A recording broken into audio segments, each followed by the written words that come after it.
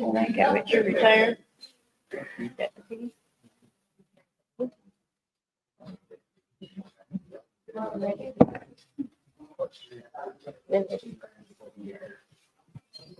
Good evening, everyone. All right. Welcome to St. Lucie. Those of you who have not been here before, this is mind the cameras, folks, please, as you're coming in. Perhaps if you can direct persons coming into the other door as we go forward so that they're not crossing the camera. Before we begin, I want to call on, I will have to call him our resident pastor, Brother Carter, to lead us in a word of prayer.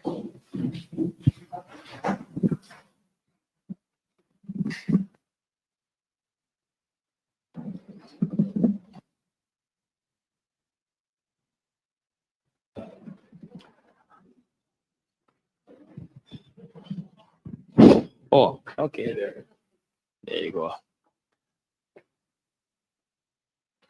right, let's pray.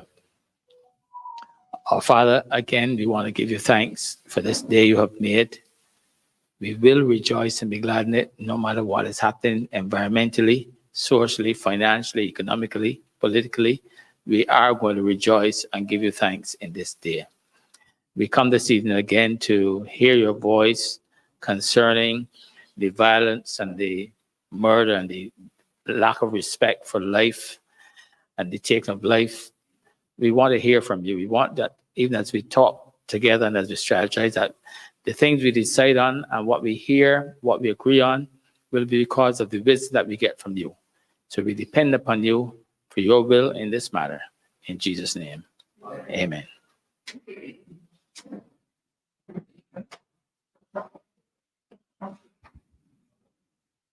Thank you very much. Welcome as well to those of you who are online. Now, this commission was set up in July of this year, and I'm recapping just for those of you who are here for the first time. And we have spent the last 2 months engaged in research, primarily in statistics and in having conversations. We've been on the street having conversations as well with our citizens. The reason why we are doing these studies and why we are moving forward at a pace is because the situation in Barbados is dire. This is not saying it because this is not political stunting. I think yesterday and today have been absolute watersheds for Barbadians. Any who had their eyes blinkered before saw a difference in the manner in which certain activities were carried out. Caught on CCTV, not attempting for privacy, and in a style that we have become used to seeing on the news from other places. Our study, maybe I should put that differently, our commission is very broad-based. It includes social workers, psychologists, educators. It includes members of the police force, the defense force. It has criminologists on it. It has young people on it. It has lawyers on it. And we're all working together to find solutions. The church is represented there as well. And we also have someone on the commission who has, I would have to say, cross information, because he has come from the streets. He admits he comes from the streets, but he has spent the last 15 or so years working to change the focus of young men on the streets to bring them back into productive society. Now, why is this relevant? We have, from the side of the government, an anti-corruption commission that was in place since December of 2022. And from then till now, which is about 20 months, we have not had a report. We have a junior minister responsible for finding crime solutions, who has brought solutions to the table, but clearly they are not working. If there is a truce, then he was wrong that there were only 2 gangs, because others are feuding. If there was a truce and there are only 2, the truce is broken. We've seen football and coming soon karaoke as attempts at community organization. But because they are rooted in economics, that is, they're giving a benefit for it. One has to wonder what happens when the purse runs out. Where will they be getting the buy-in if the only thing you are linking it to is financial gain? What we really need is a set of policies, and I didn't say a policy, but a set of policies that are aimed and designed at getting quality citizens, having civic responsibility, moving our people forward. Our research so far, we have come to the conclusion that it must have several different things working together at the same time. We spoke about the social aspect at our very first town hall meeting. We spoke about the recognize that if we're only looking at street level crime, but we're not looking at boardroom level crime, then we're not actually addressing the crime situation in the country. This evening, we want to have a focus on policing. And on our panel is Bertie Hines. I'm not going to spend too long introducing him. I don't think he's a stranger to anybody in Barbados. At the point of retiring, he was Deputy Commissioner of Police. But outside of that, he has spent his time since leaving the police force utilizing the other hat that he wears, which is as a criminologist, and studying in depth our policing situation and how we can have solutions at that level. When I say studying in depth,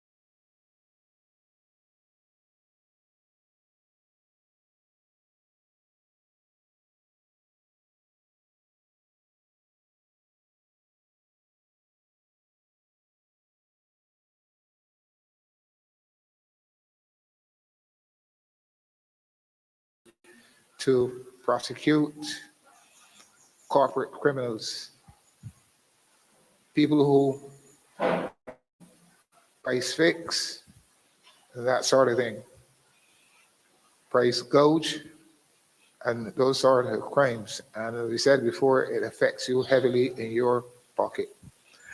But I want to say that as long as this commission is around, I will be urging the powers that be to move out on that limb and create the capacity to detect and prosecute that sort of criminal activity in Barbados. Back to policing now in Barbados. To my mind, we are going to say we, 44 years in the police force, still got the tendency to, to say we. And the enable string is never detached, because there are lots of people in the organization. They call me, they come to me, ask me for advice in certain situations, and willingly I give it, because I want to see the organization succeed.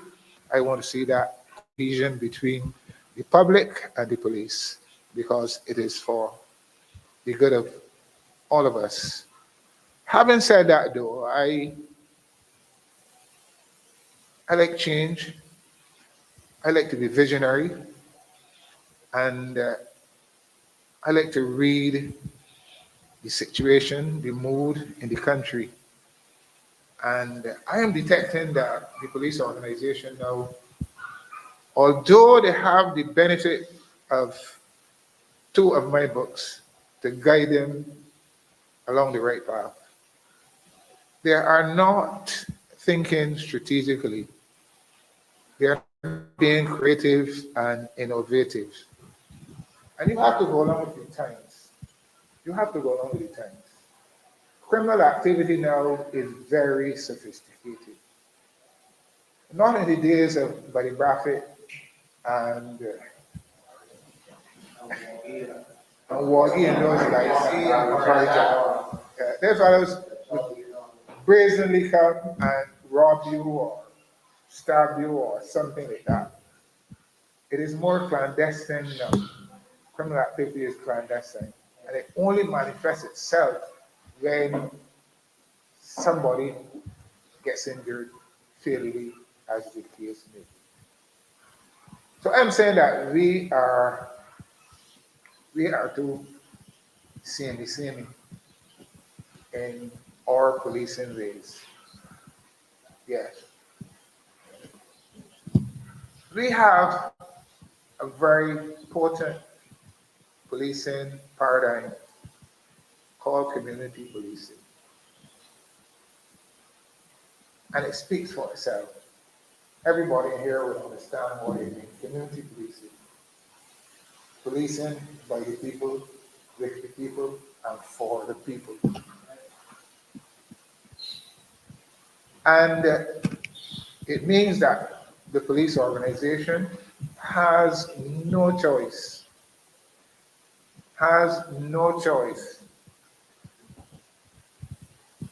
but to go hand in hand with the various public stakeholders. I say various publics.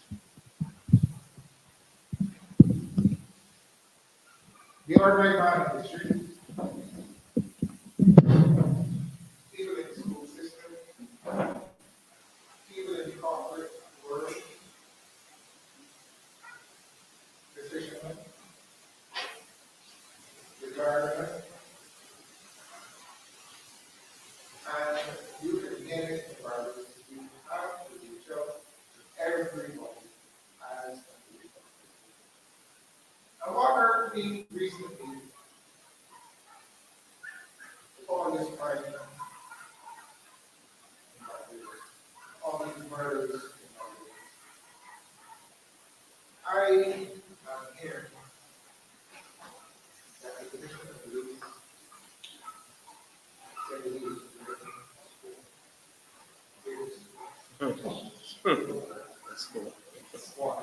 That's what.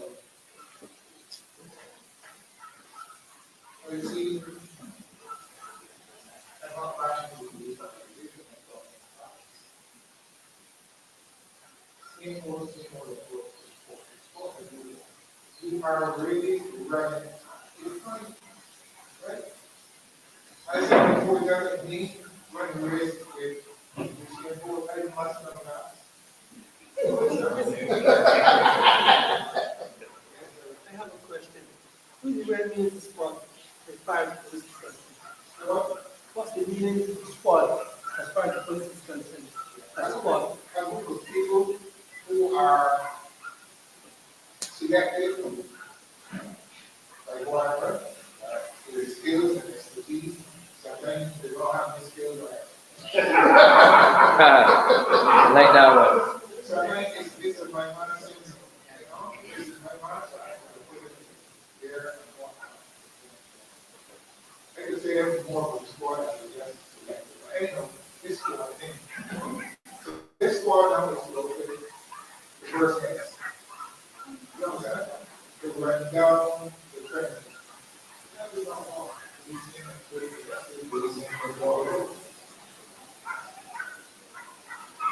You have to go back to it. You want to reach out to this community. You have to think of all over these things. And I think that the police should be having groups of officers in groups all over this country. Amen. Agreed. All over this country. Agreed. And my argument is,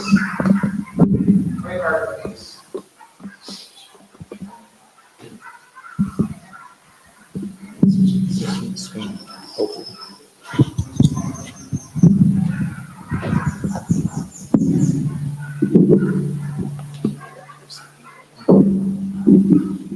my argument is, and my further proposal is that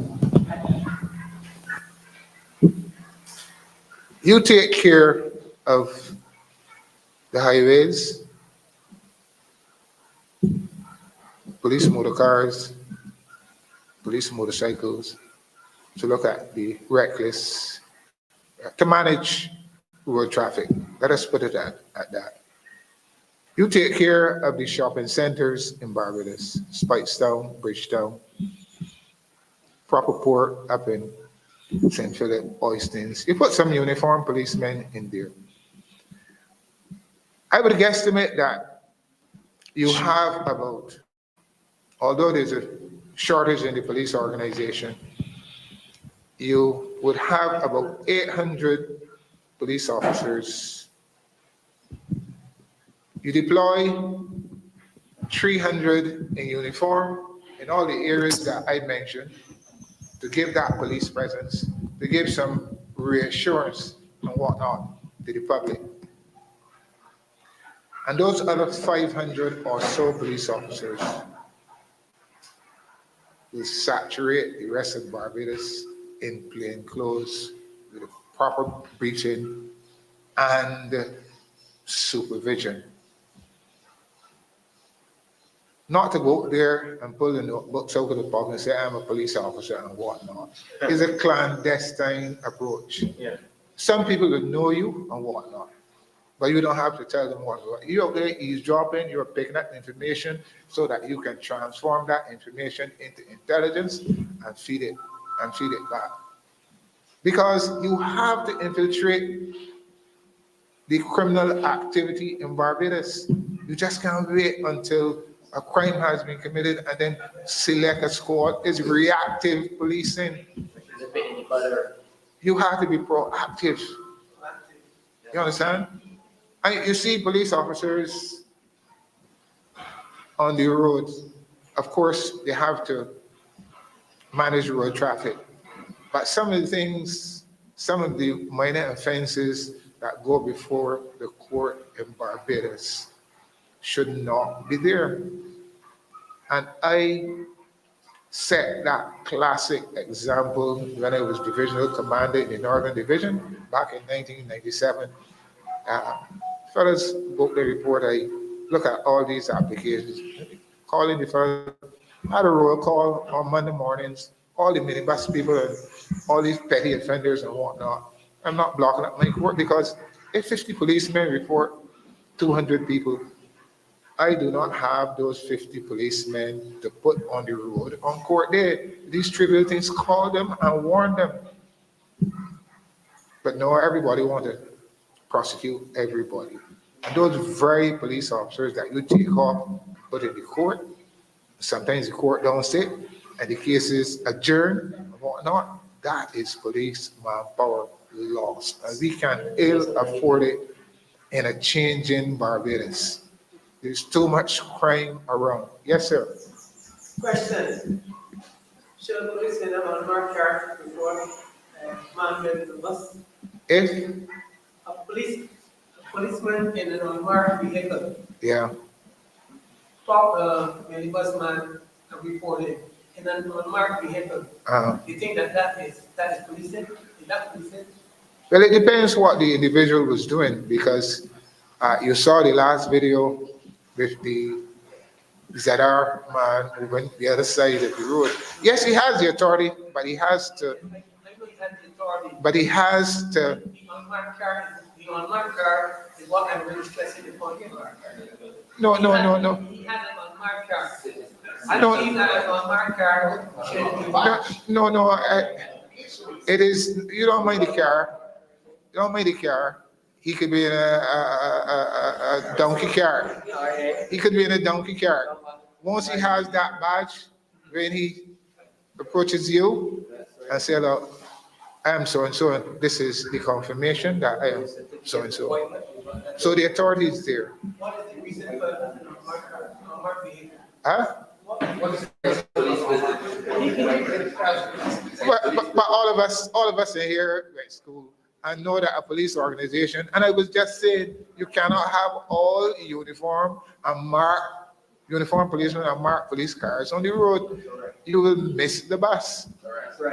Okay? So there's undercover policing, something called undercover policing. I understand that, but what I'm saying, I think that if a policeman in an unmarked vehicle, which the public don't really know is a police vehicle, if that is the case, I think he has the right to report that person. But what I'm saying here is that he can call forward. He see a minibus man doing something malicious on the road. He can call forward and say, well, look, I don't see a man behaving like this on the road. Instead of identifying himself as a police in an unmarked vehicle. No, the situation might be such that he has to take action. He's not going to do it on a routine basis.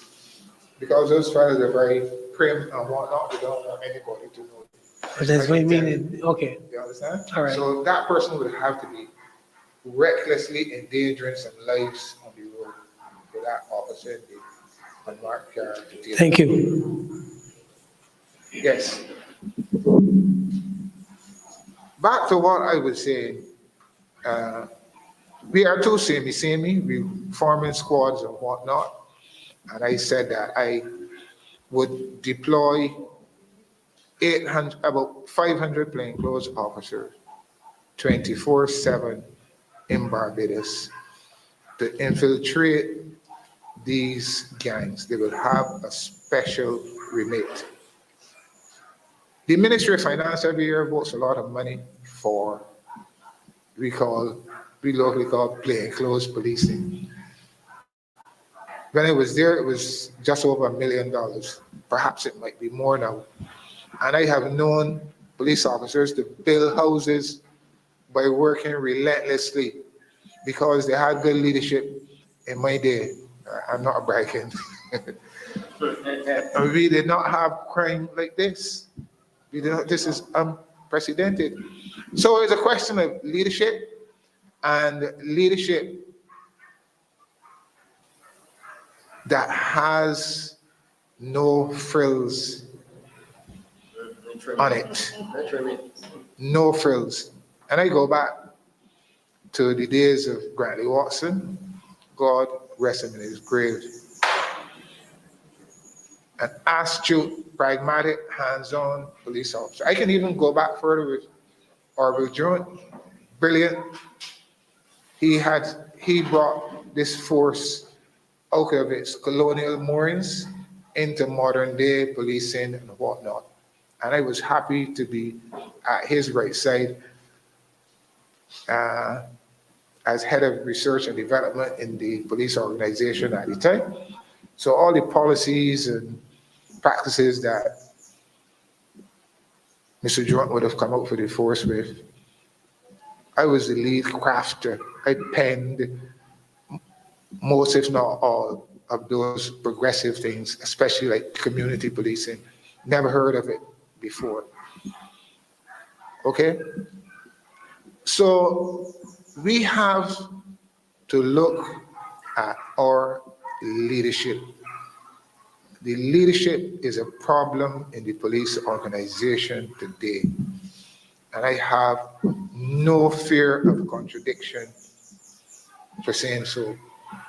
I have written in both of my books, the first one and the second one, and I will repeat it in the third, because it is an albatross around the neck of Barbados.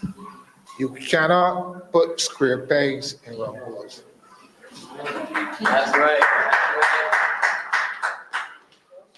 Now, having said that, the political directorate often makes some terrible choices. The political directorate, to my mind, is always guided by the my man syndrome. He comes from so-and-so village, his family to so-and-so, they does vote for me, so I am going to pay them back to the detriment of the entire country. You understand? I have no ill will for anybody in the police organization. No ill will. Not at all. No ill will. For the present commissioner or any that have gone or any to come. You understand? Yes. Advises current commission. Who? Who advises the current commission? I am told, and listen, I totally Tom Adams now. I am told former commissioner. Which one? Huh? Not Mr. Griffith, Mr. Dotton. We can't be going back like that. Well, it seems that is exactly what is happening That's why we haven't. in Barbados. Exactly. And I'm not afraid to say, and I'm not picking at trifles or anything. I'm happy for what I achieved in the police organization. I went there and I'm happy. I did my best and I came out unscathed. I was never dismissed. You understand? I was never dismissed. You understand what I'm talking about? So people were pushed ahead of me, right? Were pushed ahead of me. And they were so concerned about getting rid of me, they didn't develop any force. You understand? And eventually, the Governor General had to sign his dismissal from the organization. You look very curious. You didn't know that? Huh? I want to hear clearly what you're saying. That the former commissioner, Dotton, was dismissed from the force. Yes, he was. Yeah. You understand? And it's the first that ever happened in the Caribbean under normal circumstances. Is the first. Could you imagine a commissioner of police sitting down in an office and tapping his deputy's phone? My phone was tapped. my phone will stop. The commissioner and the deputy supposed to work hand in hand. When he's not able, I'm there to support him and whatnot. But his problem was that he never did policing. He rode some boats out of Bridge Harbor, then they sent it to his special branch, and forgive my language, he licked political ass and he got commissioner of police. That was it, nothing. I have never seen him in the trenches in Barbados. Never, ever. When I was running about, myself, Bentley, and the whole crowd running about behind the criminals down in the gully up there in Bosco Bell, we call it, and down East Coast and that sort of thing, all over to Nelson Street and in Faraway Land and whatnot. The man was in the office or reporting sick in the office writing up traffic tickets and whatnot and whatnot. Right, okay, commissioner of police. But he became commissioner of police. So I'm saying that the political directorate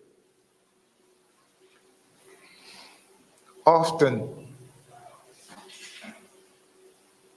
put their very feet in their mouth by these appointments, by these political appointments, people who are not qualified for the position. And it is the present situation with Mr. Richard Boyce. I know him very well. I was station sergeant at Bell Plain Station, and he was my junior. I brought him up. I taught him some stuff at that level and whatnot. But here it is. A man is in the middle ranks of the police organization, inspector of police. You make him an assistant commissioner of police in July 1 year, and then by October he's commissioner of police. But I can't, it's unfathomable. Every rank you go in the police force is something to learn about that rank. If you've never experienced being a divisional commander, a man in charge of 5, 6, or 7 stations, you're the top man, you're the senior superintendent. That is your grooming ground to get in the assistant commissioner rank, and from there on to commissioner. But nobody can be an inspector today and assistant commissioner tomorrow, and the next day commissioner of police.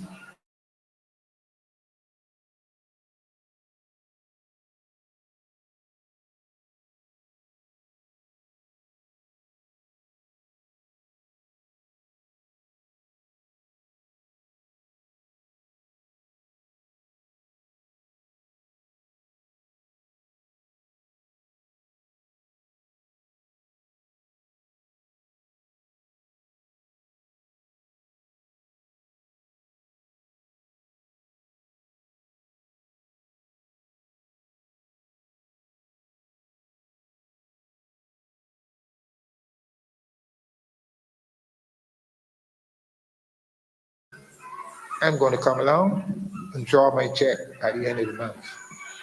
Or go to you don't draw checks now like before. You go to check the day before payday, but then your money on the bank account. You understand? Yes, go ahead. Go to the microphone, please. And I also have. Okay. Yeah.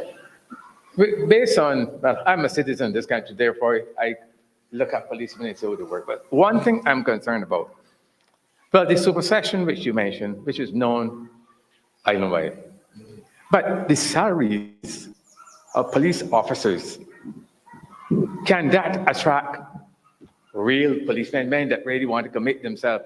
And seeing the type of, say, crime that exists in this country, is there an insurance policy to cover these young policemen are supposed to be future policemen? Well, you have Don't you think that would have an impact on the level of policing you see in the country? Don't you think so? To answer your question, Yeah. I'm going to go back when I was last recruiting, when I was last in the recruiting chair. just before I demitted office as deputy commissioner, I was part of the recruiting team and whatnot. And this youngster, he came up for an interview with the board. You know, you chaperone him in and whatnot, and he said, "Good afternoon," and he said, "You can have your seat," and whatnot. And the then Commissioner of Police, Mr. Doughton, started to interview him.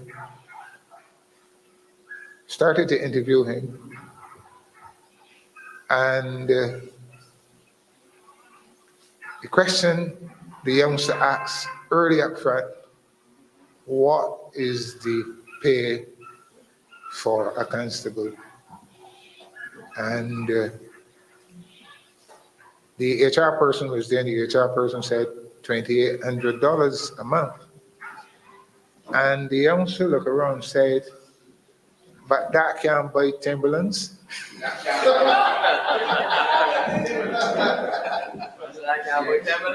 Can't buy Timberlands, you know, Timberlands, these shoes that cost a lot of money.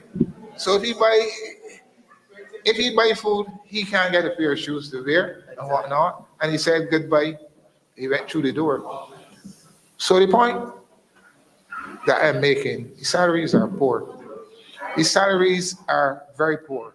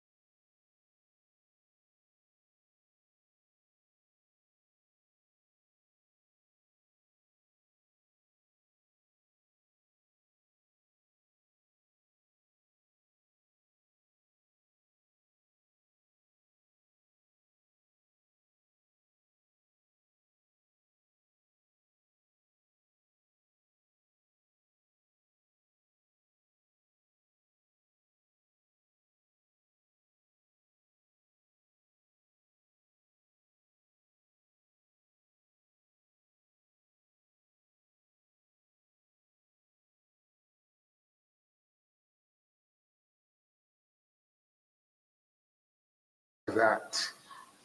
Go ahead. And good evening, Madam Chair, Mr. Hines. I just want to ask a couple of things, but I enjoyed what you're saying so far. And to add to what you're saying, do you think that could be also the reason because of lack of proper pay and the proper amenities that policing, even in the BDF, they would have gone in years ago that they don't get now because of such of the inducement of politics or politicians getting in the business of the police and not letting them separating and not letting them do their work? And also, do you think that in order to help fight the crime with undressed officers, do you think also now it is really important to introduce the anti-gang legislation? Do you think that could also be a good vehicle to help with the current surge of crime? Well, let us start with the anti-gang Anti-gang committee. legislation. And I said it before, just a while ago, you're running after crime. The focus should be on prevention. The fellows would lay low for a couple of weeks. You understand? A couple of weeks. I mean, you think everything's quiet and barbarous, all of a sudden there's an outburst.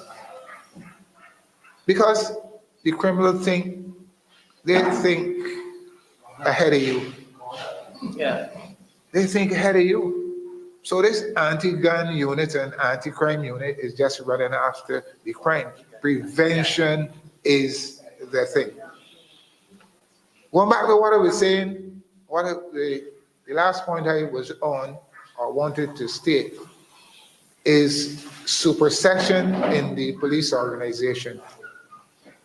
Supersession in the police organization.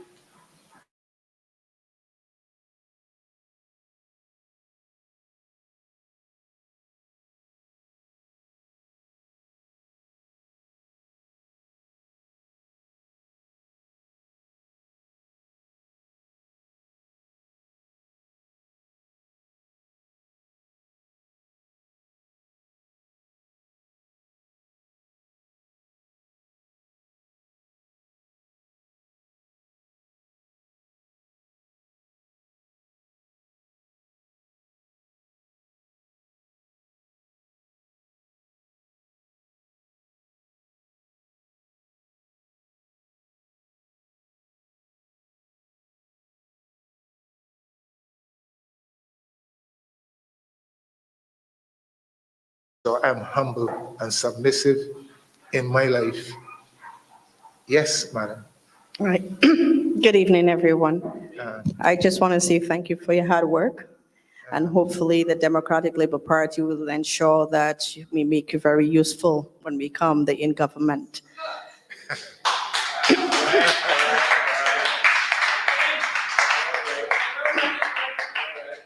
Let me respond to that. No, I'm being honest. If the Democratic Labour Party were to win the government next week, I do not want any job. Well, as I said, we will be sure to What I can utilize do- you as a what I can do- consultant. What I can do, I can advise Yeah. the powers at be then as to what to do. Don't put me on a payroll. I No, don't no, know anything. no. I don't think want anything. it's good that, Good suggestion. no, but yeah. But that is me. I will hold you to that. Yes, Because I there's no think, way. There is no way. I live down there at Maycox Terrace, right? Just down the road there. There is no way that I, Bertie Hines, am getting in a vehicle 8 or 8:30 in the morning and driving to town 5 days a week. No, well, I was not referring to that. not on my dead body. You know, I've told Bertie this already, or one or two of my friends. Retirement is so nice now that I should have retired before I joined. But the reason Yes. why I I understand what came, you're saying. yes, of course, but still need your resources, whether you're Of retired or course. not. I think it's important that we use and utilize all of the kinds of intelligence that we can get. My concern primarily is that we're seeing different types of crime, particularly gun violence, or what we would call, I think what I want to say is that we're seeing the gun violence, but we're not getting the information as to what is causing that gun violence. There's something called ping pong killings or ping pong murders, where it's retaliation murders. So we don't know, because the police has not told us if it's gang related, if it's just young persons, having certain types of disputes. And ping pong murders are very dangerous because it catches fire real quickly. And as we can see, when one person gets killed, then chances are more can be killed. And so you basically have a society which is under siege, because we do not know when the retaliation will start again. And I think that's a very dangerous thing that we're dealing with.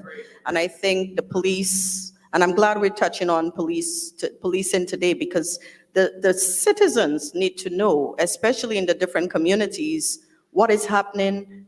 Is it gang related, or is it just personal dispute, or is it other types of criminal activity? I think the public has the right to know that as citizens. So the police commissioner did not touch on that. They tell us everything else, but what those killings have involved. So I think it's important that we highlight that. The other second concern that I have is whether our police officers are trained enough to deal with the types of crimes that we're dealing with. You spoke about that, the types of violence that we're seeing. It's something different. It's not something that was in your time. There's a lot of things that are happening. So I'm just asking, in terms of the training, are they prepared for that? I am very concerned about setting up special task force, because I do not want us to get in a case where we have, and I'll make it very clear, that sometimes when police officers are under pressure by the public, things may happen. You may have a breach of human rights, and we do not want to get in the case where rights are being violated at the same time. So I think the police commissioner has the responsibility to effectively address the situation the way that he should. I went to Wellington yesterday, and what I can say, I have never seen so much blood in my life before. When I came in, that's when they opened up the bar to clean. And people do not understand that these things could be very traumatic for the community members. It could be traumatic for us members in the society. Because right now, I can almost guarantee people may feel a little hesitant to go anywhere. Because the kind of crime that is happening, it can happen anywhere. We may just be in the wrong environment. And I'm not saying anybody here is a member of a gang. I don't think anybody here, but you may have an association that you do not know of, and you become a victim. So I think all of us right now are vulnerable victims because we do not know who is involved in what. The police is not saying anything to us. So citizens right now at a state of fear, and we do not know whether we can trust our police system. It's very serious because we do not know whether the public has confidence enough that the police knows what they're doing and they have plans as to curbing that level of violence. And I think that's the very critical thing that we need to look at. The police commissioner need to inform the public. We know there are gangs. I mean, the Minister for Crime has said that crime prevention, he said gangs. What kind of gangs do we have? Do we have gangs from other countries that is infiltrating what is happening locally? And if that is the case, then we need to know, because we know these are dangerous gangs. Are they locally influenced gangs? I'm asking the questions because I know that you were probably within that space. So perhaps someone needs to tell us the truth so that we will be better equipped as citizens to protect ourselves. Because right now we don't feel that we've been protected.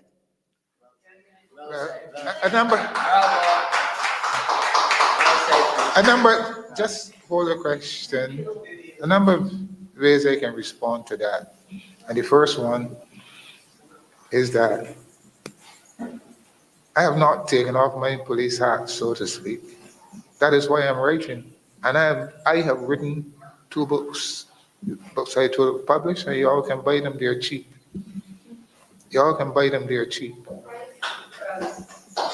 $80 and $60, and if you buy both, you get them for $120. And you will become more policemen than me.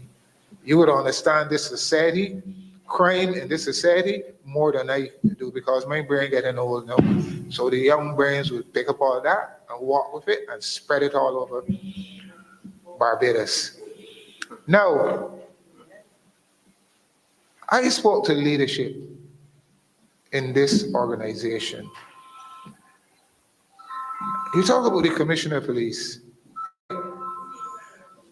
To y'all have seen him speak on television. Does he have the presence of a commissioner?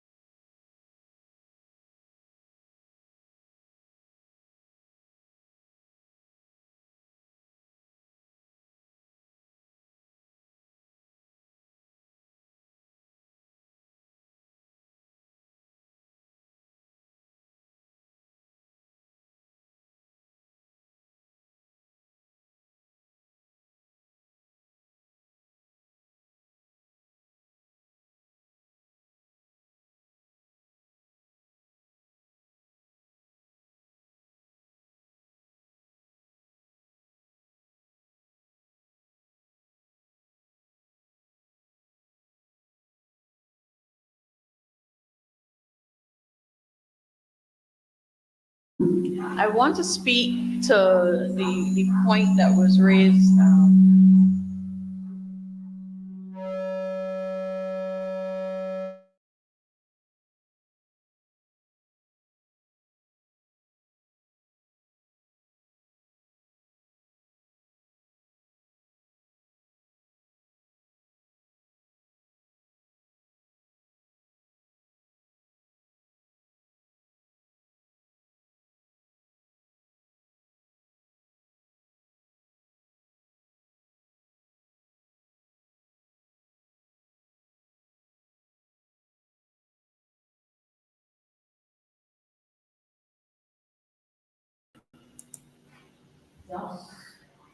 Buying groceries, and a shooting incident happened. A little girl was sitting on her step. Don't tell me what time of night. She was home within the boundaries of her house. She was home, sitting on her step, and she was shot. We've had people just hanging out at a bar, and they are moved down. Not for the first time. I can remember an incident in St. Joseph. Two young men. I don't know that it matters to me as Citizen Joe, Citizen Verla, whether it is ping pong, reprisal, gang, it doesn't matter if it has the possibility of coming home to my space. What I would want to know, though, is that there are policing strategies which move us from, and this is not perception of fear, this is actual fear, towards feeling confident. And the reason why I am interested in that is because I am following here and I'm following online, and I'm seeing comments that make me pause in terms of a call for what is essentially a police state. And I want to guard against that. Yes, we want to have the firm policing, but from the time you start speaking about getting curfews in place and lockdowns and searches, you are essentially giving up the rule of law, and it means that they have won. So I would want to know from you, Bertie, you spoke briefly about community policing, but some of us are young enough to only vaguely remember what it is. Others are even younger than that and have no idea what actually goes into community policing. So if you could spend a moment and expand on community policing and what you would expect to see within a community from the police service. Thank you. It is the new strategy. When I say new, it came about over the last 12, 15 years, as the case may be. Because basically, policing before political independence, and to some extent, a couple of years after political independence, was more reactive. We treated to enforcement, waiting until the crime is committed, then to take action. We were not proactive. And we were blessed with a commissioner of police, Mr. Orville Jewin. He too is a criminologist, a lawyer and criminologist, and he introduced this new concept, this new strategy in the police organization, community policing. And it was being practiced in England where he studied. And it was first brought about by the Home Secretary in England at the time, a man called Sir Robert Peel. Policing by the people, for the people, and with the people. So community policing is basically police officers getting out there and forging partnerships with the various publics. The ordinary man in the street, the merchant, the fisherman, the medical fraternity, name it, all the organizations out there, and indeed individuals, the fellas on the block, the so-called block. You have to have the ability to infiltrate that block and then rope them in to bring them into your confidence as a community police officer. So it's a uniform occupation. It provides security at the same time that it is trying to bring the communities closer to the police. Years ago, it was them versus us. That is how they vote. Don't want to see the police because they're too draconian. They always want to arrest you, this and that, and whatnot. But that sort of policing went through the door. More engagement. Looking at the issues within the community. How are parents treating their children? Are they sending them to school? Church. To church? Are there? Or are they being fed? Because lots of people in the various communities are not fed. And they're not like me in my day. I remember taking to Coors and Prairie. Salt bread with sugar in it. And sweet water. The first time I ate a cheese cutter,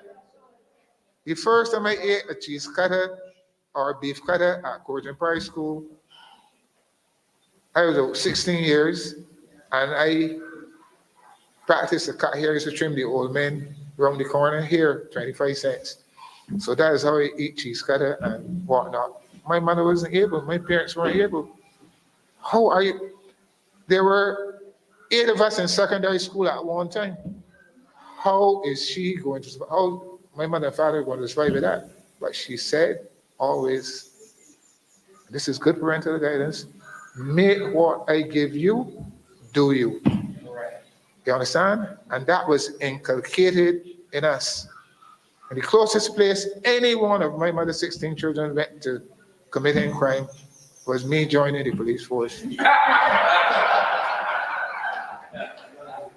understand? Good brought up, see. Good brought up, see. But we find that parents in there are pretty loose. You know, this bashment culture they get involved in. Parents leaving home and leaving children to go to school and, you know, and they're up to mischief. They're up to mischief. Huh? I just say they don't go to church to get this moral imperative that all of us must have inculcated in us. You'll be a drifter. You'll be a drifter if you don't have basic moral standing inculcated in you. Right? The question of, so community policing, you're out there forming relationships, letting the public know that you are not against them, you are with them and whatnot. So your approach is not draconian. It's an embracing type of policing out there. Yes, when you're out there, you get information, you get intelligence and whatnot, and you can enforce another group. No community officer ain't going out there arresting a fella because that is a pail of milk that you just milk.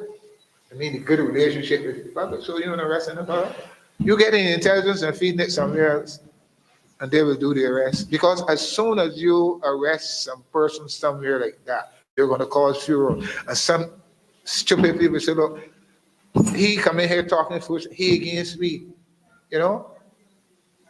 So that's the sort of approach you got to take out there, forging partnership, getting into the schools and whatnot, speaking to individuals in the school, the teachers, forging that relationship between the teachers and the parents and the students. Very, very, very important. Nobody going up to see the chopper to cut off somebody's hand because the child did something and had to be punished, or as the case may be, or go in some secondary school with a gun or something, or lay a trap for somebody somewhere. No. Community policing is to take off all the rough edges off of what some citizens who really can't understand these things, taking the rough edges. And make no bones about this, the crime situation in Barbados now has a heavy regional input. A very heavy regional input. If you look from St. Kitts right down to Trinidad and to Guyana, St. Lucia suffering tremendously under the weight of crime. I know all the commissioners down there, the senior officers. I raised them, I taught them, you understand? But they are under pressure. And as I was saying in our case, some of them are political appointments.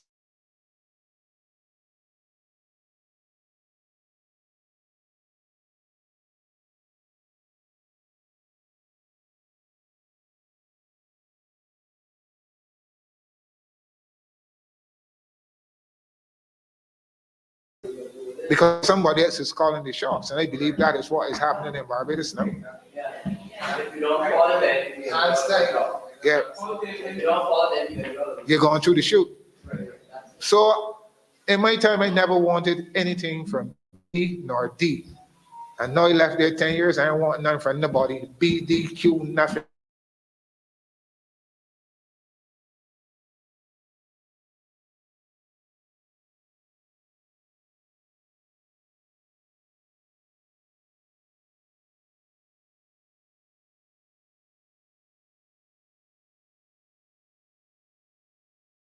That is rubbish. That is rubbish. So we have a Caribbean connection in this. All the Anglophone Caribbean countries are impacted by serious criminal activity. And there's a corridor of crime stretching from Mexico right through Venezuela, through Guyana, up Trinidad, into the Caribbean. You understand? Into Caribbean and Barbados. And I will tell you more about some of the thinking that I have to redress that situation. Yes. Good evening to the panel, those in attendance. I have had the distinct pleasure of helping to raise his daughter. The first one came at our church. And this evening, I appreciative of the opportunity. I was the returning officer in 2018, and it was stated that the most police officers in Barbados were in St. Lucie and St. Philip, but they got 3 constituencies, we only got 1. That day, I never saw so many police officers in my life, and therefore, I'm really appreciative of the number of police officers who are from St. Lucie. From St. Lucie, there's no parish that got more police officers than, huh? We don't have to go there. From the journal right up, I'm saying, and we need to be proud as a people of St. Lucie that we reared individuals with a desire to join the police force. I'm from Courtney Park. Well. But just like the 2007 Public Service Act, which destroyed the public service, not just in the police force, because in the institution that I worked at, I worked there for 35 years and got 1 promotion. Yes, yes. Okay, but I believe that I served well. But because I didn't have the piece of paper, you had persons that came. At one point, I was senior clerk. This young lady was not even appointed clerical officer. She was not appointed clerical officer, but she was acting to a position above mine because of a piece of paper. So we're looking at the reason why officers not only are not joining the force, not joining the force, but they're leaving. Because I worked at the police department, yes, I worked for a year and a half as a civilian, not as a police officer. And I have a brother who was a police officer. But after all the training that he received in the police force, he ended up being the chief security officer at Sandalene and was the chief security officer at the Crane. We're talking about the experience and the opportunities that is invested in police officers. Unfortunately, because I don't know if you might remember when we had the regrading years ago, and the Right Honorable when Arthur said that police officers were not special. I remember. So therefore, this is something that has come on through the years, but that's not what I really want to speak about this evening. Let's take a pen there. The same on after my schoolmate, we sat downstairs. According to Pride, that's what they produce. Go ahead. Pride, of course. But then the vacancy came for promotion to deputy.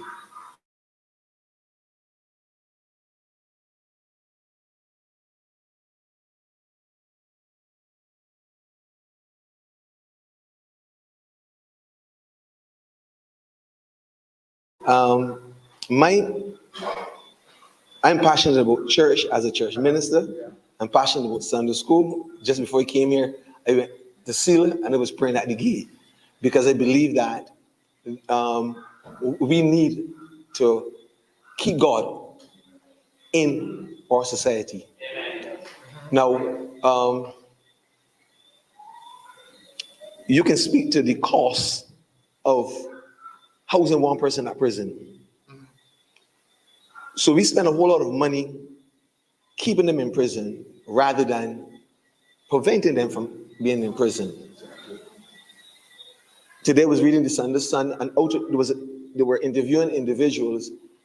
There was an individual who echoed the call in respect of Sunday school and Vacation Bible School. Now we've been having Vacation Bible School at our church for the last 40 or so years, every year. Totally financed by our church and some volunteers. One year, there was only one school in St. Lucie which was available. We were invited to partner with the Ministry of Youth in the summer camp program. And I was shocked in engaging with some of the camp directors what really was happening in the thing. In other words, but that year, they asked us if we were partnering with them, and they paid our camp workers. And therefore, over the years, there were many churches which had Vacation Bible schools. Now, there are very, very few for different reasons. My thing about it is that 4 or 5 weeks within the summer holiday, whereby some of that money that we are going to budget to keep them in prison could be used to finance some of the Vacation Bible schools. I say some of them, because I am well aware that some of the leaders in certain churches and whatever else may not be as trustworthy as we would expect them to be. And I'm going to be frank, but I'm saying that with accountability, if some of this money is spent, because we would normally have 3 weeks. This year we only had 2, and they're all volunteers. But if there was finance provided for us, we could have gone the whole gamut, because the school meals provided meals for us. So I'm saying that there needs to be finances made to organizations in order that they assist in the development of our youth, both as in the school, not in the Vacation Bible School program, because there are a lot of children that come to Vacation Bible School or go to camp who don't really go to church, and therefore I think it's necessary. Now, our schools, to a large extent, are closed the majority of the time. In that, I believe that there are churches like ours that may want to use a school, because there are those who may not want to come into the church, they may want to come to a school, whereby there are programs that can be organized where Parents need teaching. Let's face it. Many of the parents, they're not bad because they want to be bad, but some of them don't know any better. Because we had a time in Barbados where you had to go to Sunday school, but it came to a point where parents asked their children if you want to go to Sunday school. But now we have a generation of parents who never wait. So don't even know what to tell their children about Sunday school. And therefore, there must be whereby I believe that schools can be open, made available for community groups, not just the church, for community groups to undertake programs. We have Parados, and I believe that there are individuals who are experienced and skilled enough to be able to assist parents.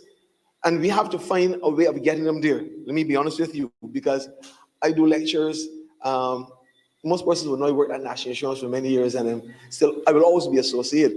But very often, sometimes when you go to do a lecture, you get 6 persons and whatever else because they don't see it in their best interest or whatever else. I'm just saying that, just like Jesus said, we are fishers of men, you got to know the bait to catch them. But I'm saying that this is one of the ways that we can change our communities. Because you spoke about community policing, and I really applaud that, because with the policemen linking with churches, we had a very good police officer. No, I'm not saying the others are bad, but there's a community police officer at Crab Hill. We had a fantastic relationship with him before vacation Bible school. But it took him to transfer him somewhere else. Huh? Huh? But no. Huh? No, I know it's part of life. You want something. I'm not annoyed because they transfer him, because I'm saying a good police officer has gone somewhere else to work among individuals somewhere else also. But I'm just saying to you that this is what is necessary in order for us to think. Okay, we're in a society right now, unfortunately, where there's a sense of entitlement. I think that's what is one of the things that's killing our society. And therefore, I think that for us as a nation, we have to find a way of helping individuals to understand their responsibility for both to themselves and also for themselves, to their families, because they don't even think they have a responsibility to their families, and then a responsibility towards their community. And I'm grateful that in living in Townhall, when I moved into Townhall, it had had a reputation as one of the largest drug-consuming districts in Barbados. But I'm grateful that with the work of our Vocation Bible School and our Sunday school, and his daughter can attest to that, that the climate has changed. Not as perfect, but it has changed, so that most of the young people that live in Townhall were reared to some extent. They had their lives were touched either in Sunday school or Vocation Bible School. So we have almost gained the authority to speak to them, and they feel obligated to listen to us because of the investment. So for me, I know that, and I'm not speaking just for our denomination, but I'm saying to any church organization, for any community group, we must work together to change the image of our communities. And we change, because they said it takes a village to raise one child. It might have taken more than a village to raise some of us, but at least we were raised and we were not dragged up. Blessings to the commission. I pray that for those who continue to speak, that we will take what it says serious. Because very often, like when I was a member of the St. Lucie Constituency Council, a lot of talk and not much action. A lot of talk.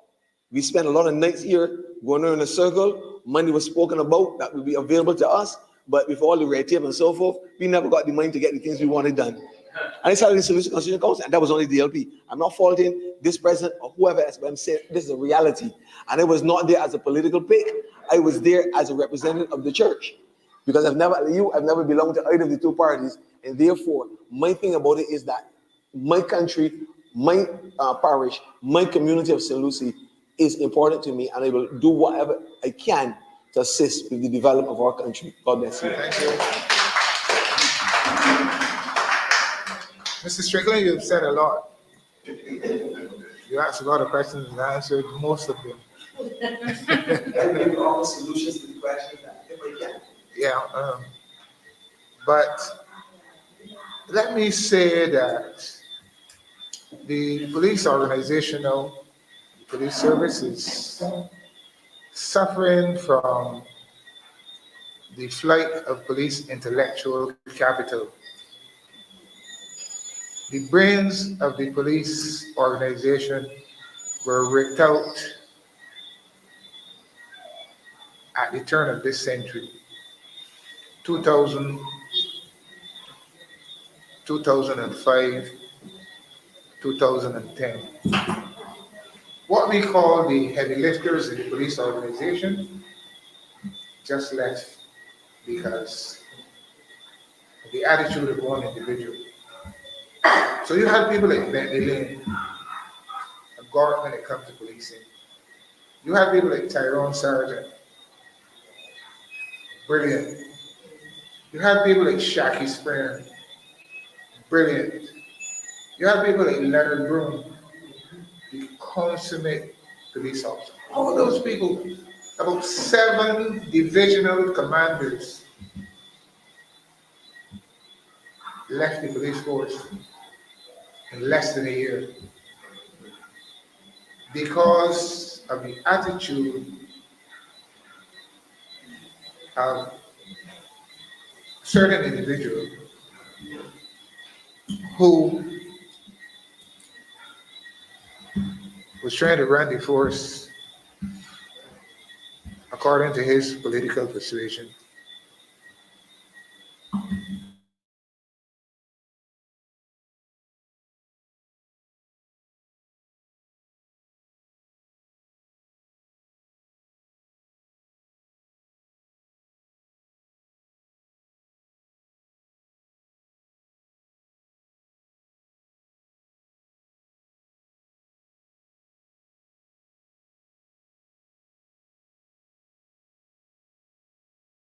Again, several police officers have left for greener pastures, Turks and Caicos, Bermuda, all over the Caribbean, because they are being remunerated handsomely. If I wanted work, I could have had work too. Here before, they sent me a big letter enticing me to come to manage Turks and Caicos Police Force. £103,000 a year. I nearly tell them that can't buy Timberlands.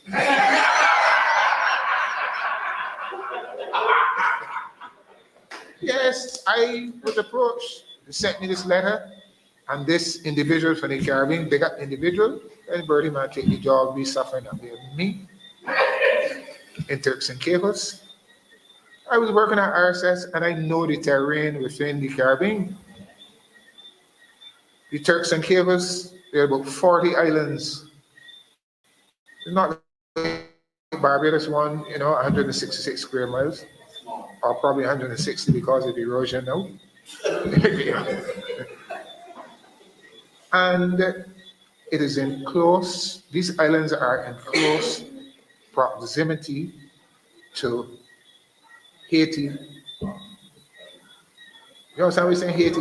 You all know about Haiti? So there is a booming trade in guns and drugs. Hold on, sit down, buddy.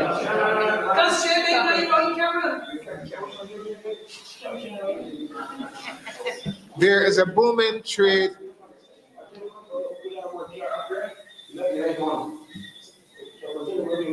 Sir. Hello.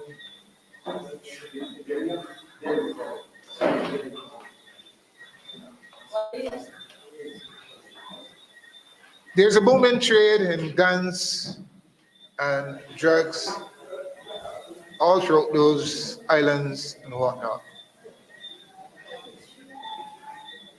It's a dangerous place to be, you understand? And you could be easily written off up there. Again, when I was at RSS, I traversed all those countries, so I know them pretty well. And I can say without fear of contradiction, at that time that I'm speaking about, the police and the defense force were not seeing things eye to eye. You have the fellas in the Marine section not speaking to the land police and this and that and whatnot. But do you all know that's a quarter for drugs?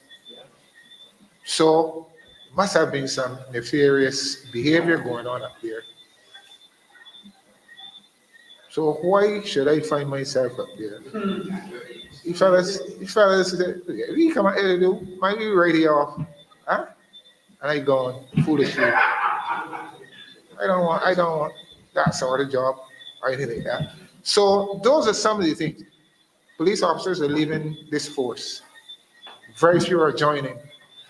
Up to when I left there 10 years ago, we would have about 200 officers there that we can choose from to send to the training school.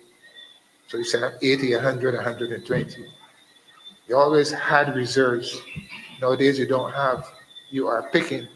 At one time they were sending up 25. The last round they sent up 50 or something like that. There.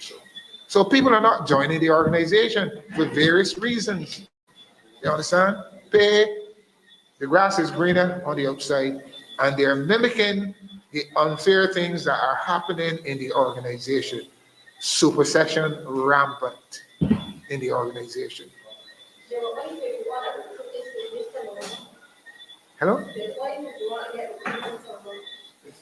51. Yeah, but I said 50, but that's why the ease in after the 50 right there.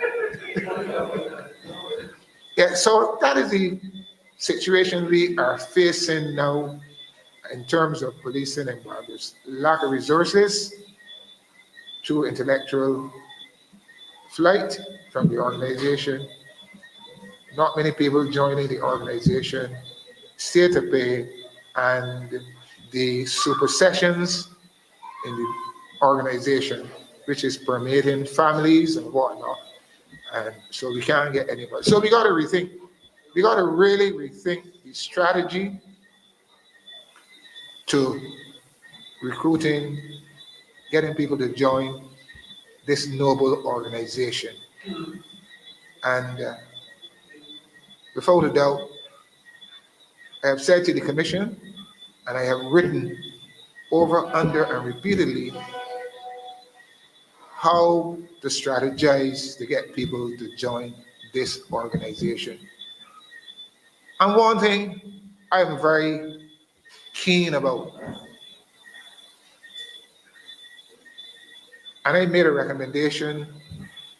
some recommendations to the commission, and the last one I recommended was introducing in the senior forms of secondary schools a program called Introduction to Crime Prevention. When these fellas leave school, they're on their own. 4, 5 farmers and 6 farmers, they're on their own to go and do what they feel like. You understand? But if you give them the taste of their ability to prevent crime or get involved in crime, they will go there as a different citizens. Because the trappings out there are overwhelming. So I would hope that we can pursue that sort of strategy in Barbados. Another way of getting police officers in this organization from the 4th and 5th forms again. Every secondary school should have adopt a cop, a police officer belong to that school. You understand? He goes to prayers with them, come and talk to them. When they're going out, he goes with them. You understand? Ensure that he's involved in the community activities with them. So it will have an effect on these young people because you're trying to divert them. And in doing so, that strategy, 16, 17, 18 years, you can get a lot of police, a lot of students interested in policing. I can say without fear further now, there were 10 of us in the 2 back seats at Boyden Party in fifth form. And only one get sent back from joining the police force, Victor Bishop and all them fellas who went along. And as I told you, perseverance seldom, I went back and they took me. So you had 10 police officers from CP in one form, from the back row, 2 back rows,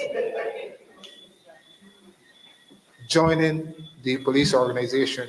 And I'll give you another statistic.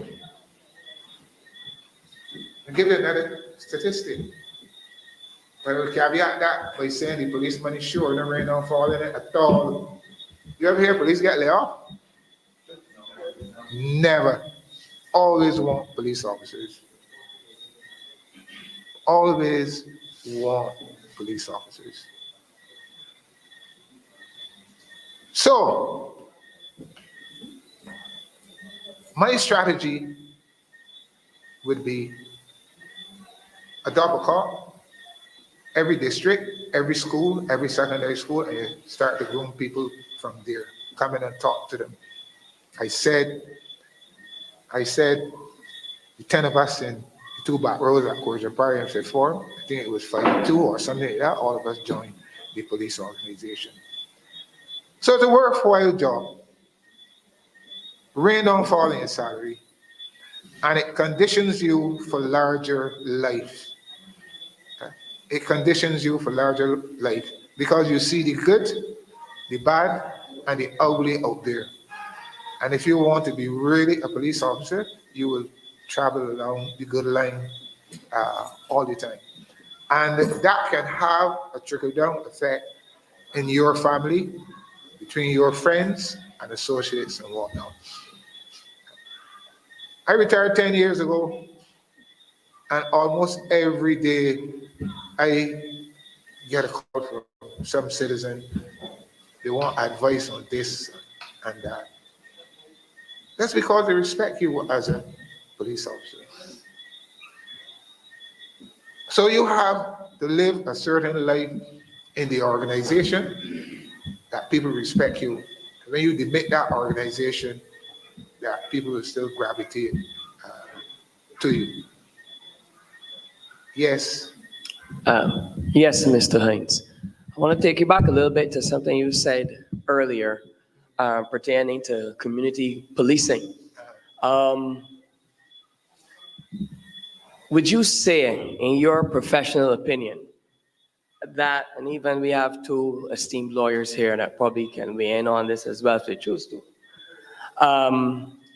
would you say that the problem with community policing may be the fact that people, for fear of having the stigma or the name attached to them, are informer, that a lot of them may fear of getting community policing? Because as you should also remember, you did not mention one name, Mr. Roland Eagard, who, back in his day, you should remember him, was a very strict policeman when it comes to the Gazette and procedures such as that. And also, I want to know what you feel about the screening process, because it is said that police, for lack of something or the other, have connections to certain particular individuals in society. So when they come in to be screened, are they really fully screened? Would you say then that the screening process needs to be more enhanced? Or would you say, in your opinion, if you had it to do, would you do it differently? Would you change it? And what about introducing back island constables? Because back in the day, they had a lot of island constables. And I remember that, island constables played a very important role in the society. And now you hardly see any island constables at all. Like, I tell you for a fact, same thing with the neighborhood. neighborhood watches also can help, I believe, in the fight against crime. And you don't see much of that way, in my opinion, even in my neighborhood where I come from. A lot of people are fearing, they want to come, because I tried many years ago to start a neighborhood watch program, and I only had 2, 3 people come to the school. People were afraid back then. So if you had to do it differently, putting all 3 of those things together, how would you sum it up? How would you attack it and approach it differently? You're talking about the recruiting in particular, right? Pardon? The recruiting? Yeah, the screening process, Yeah. you know. I can say that the screening process has always been pretty tight, but you will find 1 or 2 people who would fall through the cracks, and for various reasons which I will not say. But even if you, it has been my experience, even if you get through the cracks and get in the organization, it is manifested early in your career. Say at training school, you pick up a lot about you up there at that training school. You understand? Attitude. Because it's very rigorous at the training school. It's very rigorous. And if you create a bad attitude up there, you fellas, you're back down the road because you're not a real police officer yet. You just have recruit status. Okay? And even if you go up there and come back down, there are systems in the organization to ferret you out for bad behavior. A lot of people were caught early engaging in nefarious behavior, and they were shipped out. And I believe that is still the process now. But again, the system is not foolproof, but primarily I feel it is pretty strong. And I know that we have been experiencing some of these problems too, because way back when, politicians sent people to the police force, just sent them. You understand? And they had, God rest him in his grave, I'm not going to call his name, a recruiting officer who was heavily aligned to a party, took in all whosoever came, whosoever was sent, he took in all. And within 7 years, 90% of them were gone. Because the attitude, they were not equipped for the job. They felt that politics got them there and they could behave as they like. And they self-destruct. You understand? What's the other part of the question? So the recruiting system, fairly tight, people will get through the cracks, but it will manifest itself between the training school and your first 5 years up there, 2 to 5 years, because your behavior will change. You're in the system now, and you will manifest that old behavior that you had out there. But the other part was that you were asking about is why acts pertaining to violent constables and people having fear of. But lots of violent constables, did a very good job. Back in the, after we had the flight of a lot of police officers from the force, and we had to, and Barbados was developing economically, socially, and everything. Had all these facts about the place, and tourism was flourishing, whatnot, in the 80s and so on, and the 90s. We introduced that by the constabulary thing in a large way. Yeah. The fellas came along and they worked, and some of them applied and joined the regular police force. Yeah. You understand? Yeah. So I don't know what is the position now with either constables, but it is a very good utility, and especially we're suffering with numbers now. With all these people going to greener pastures, we should look for a lot of people who still have a vested interest in crime control and crime management. They might not want to put on the uniform, but certainly they will go there and do a couple of hours side by side with the police as their contribution to solving, preventing some of this crime and catching those who slip through the clutches. Yeah, so it's something that the organization must continue to pursue. Yes. This is going to be my final question. In terms of the violent crime that we're seeing right now, I just wanted to know if a structured, Just that happened, Mike, yeah. if a structured witness protection program, do we have that? Because there are situations where persons may want to come forward with information, but because it's a small society, how does it work? I know other Caribbean islands, I don't know how it works, but do you think that would help in terms of solving some of those crimes? Of course. And how do you think the approach should be if we should have a structured witness protection? Because I think when you think about it, the police is saying, yes, the community needs to help, you need to come forward. But if people's lives are at risk, I don't think people would want to come forward if there's no form of protection for them. So my question is, what would be the best way that any government can implement? Because if we're looking at for the future, of course, we may assume that we may never get that kind of crime, but we need to put things in place, as you said, for the future. So what would be your advice for any policymaker in terms of dealing with that as well?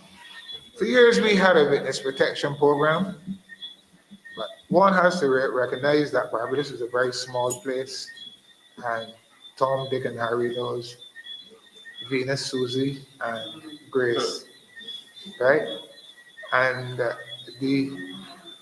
it worked to a certain extent. It worked to a certain extent. A part of the strategy was we had an arrangement with the regional security system and our Caribbean commissioners, and they would speak with their governments and whatnot, and we would send some of the witnesses out of the country if you know that his liability to be struck by the friends of those criminals that we caught. But in Barbados, I don't think that is a major issue.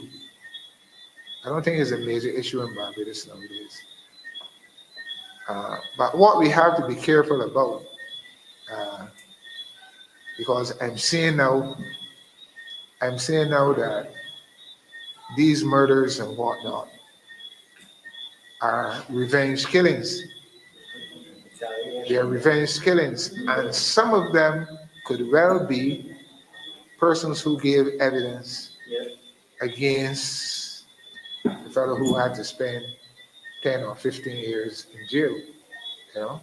So I'm not certain what they're doing now, but if the witness protection program is still there, and I believe it's still there, we have to look at it, re-strategize, and in terms of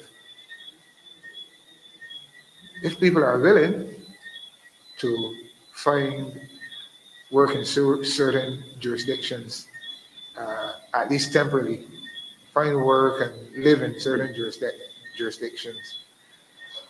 But I am not sure that we are at that stage in Barbados where, because we are getting a lot of crime, a lot of killings and whatnot, that we need that. I think this is more gang related and revenge, so to speak, because a lot of money is involved in this thing. A lot of money, drugs, guns, a whole potpourri of things, nefarious business is involved in these executions, I call them, right? And again, the Caribbean connection, Guyana, Trinidad, and throughout the region, people are coming in. And I still believe that our borders are very porous. Yeah, our airport, seaport, and whatnot. Very porous. I think we have to, is mandatory that we beef up our ports of entry in progress. We have to screen people. We have to shift around all the people at, regular intervals and whatnot. They're trained so they can slot in anywhere at any time. And we have to have a lot of aerial surveillance around this country. And I would say that some of the money that's spent on consultants, we can go on drones and set up a drone station or 2 drone stations somewhere, and these drones can help you a lot. These $15,000 and $16,000 that the consultants are being paid, and the increase in crime, and they told them can't work. Put the money somewhere else. So we must invest in drone technology if we are going to fight this crime, not only external, internally. In America, the last suspect that they were looking for, you understand? A drone picked them out because they're heat seeking. They can find you. We have to invest in that sort of technology. But again, I say Barbados is small, and generally the perpetrators of criminal activity are found fairly quickly. Fairly quickly. Yes.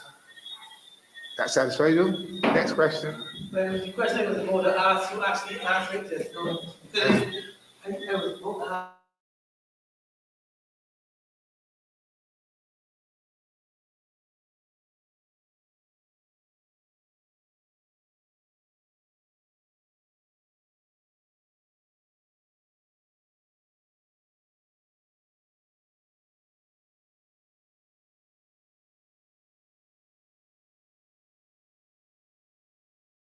Okay. No, we must be fair, and you must take the politics out of it.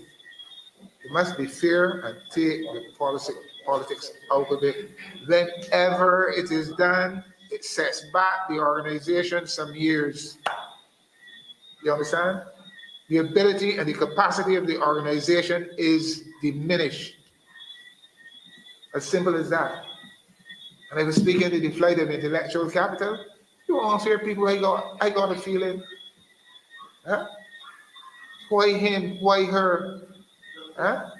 Why him? Why her? And I've been down here struggling and I bring forth good results.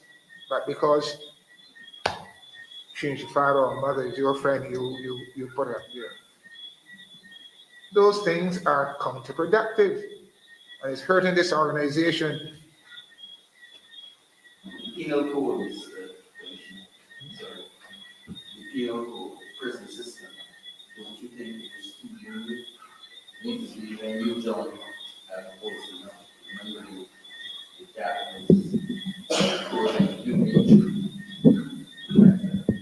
Now I can speak with authority on that. I was chairman of the Prison Advisory Board for 3 years. Right? So used to keep monthly meetings with the senior staff at Liberia Prison. And I could visit anytime. Chairman, take anybody from the commission, from the board, visit 1, 2, 3, 4 o'clock in the morning, anytime. That was our review.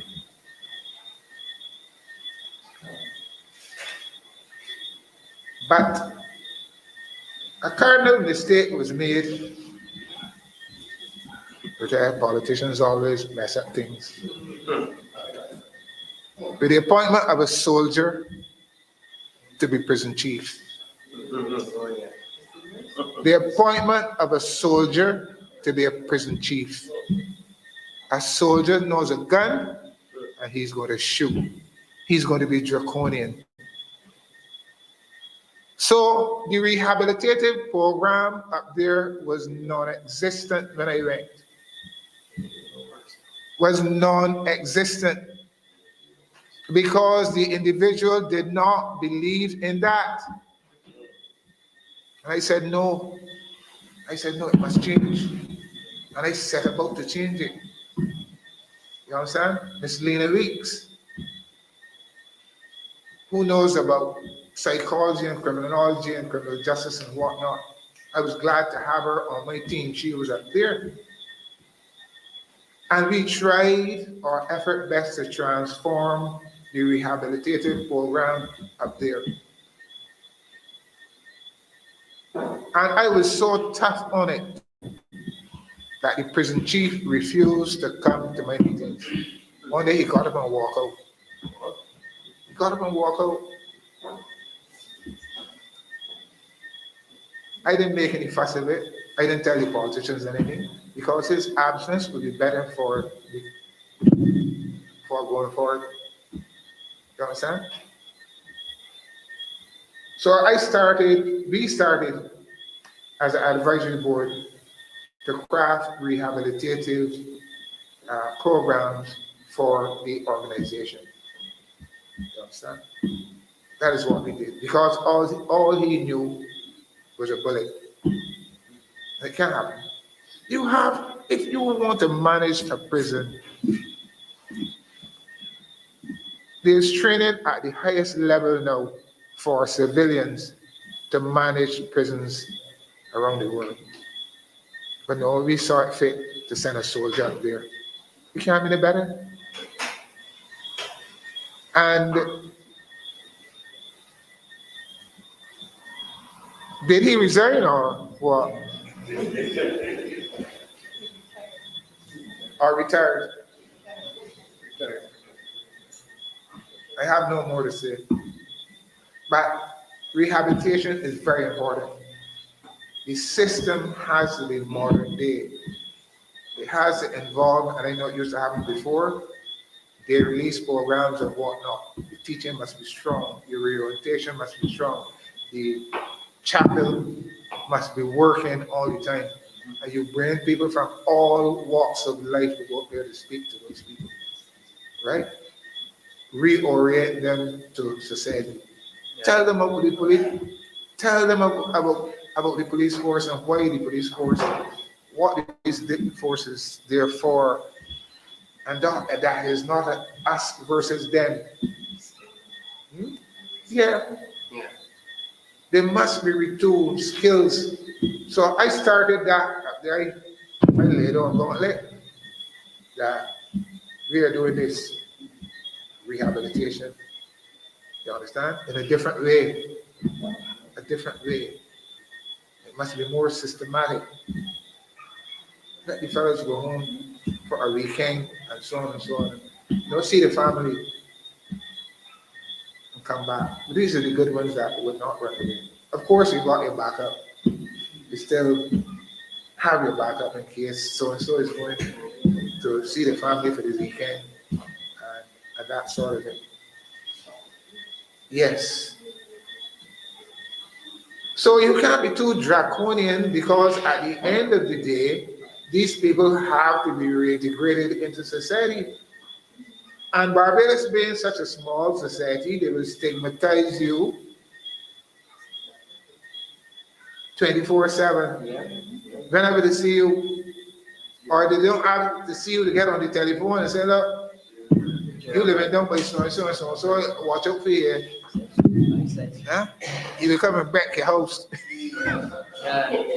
Or shoot at you or something like that. You know, in local Bajan parlance. Okay?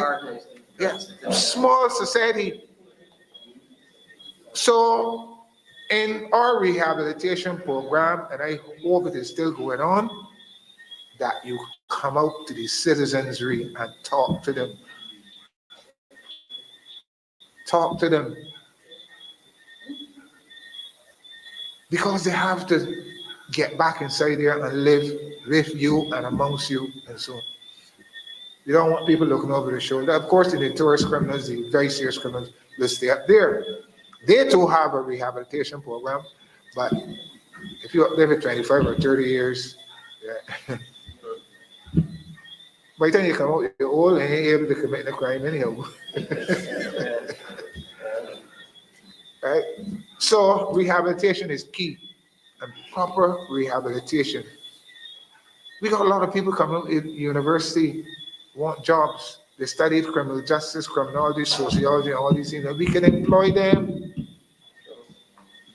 in the rehabilitative program. We can employ them, but we know that it's not going to happen. So they have to be a political operative, and you will get the encomiums.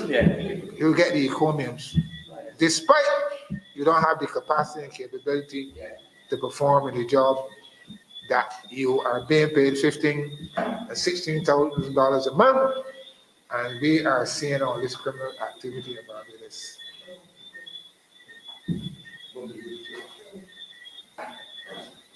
Yes, sir. Peter. President, good evening to all. Madam Chair, Mr. Hines, thank you for inviting me here this evening. Well, Go ahead. some people here may know me. My name is Peter Bowen. I did 20 years with NYPD. Like you, I tried to join the force here when I just came out of school, and they said no. So I joined the Army, and I'm a part of St. Lucie as well, St. Lucie Secondary. So I joined the Army, spent 6 years there, and then I went to New York, and I did 20 years with NYPD. Thank you. Yeah, the problem I find here in Barbados is getting out of hand, and it could be solved.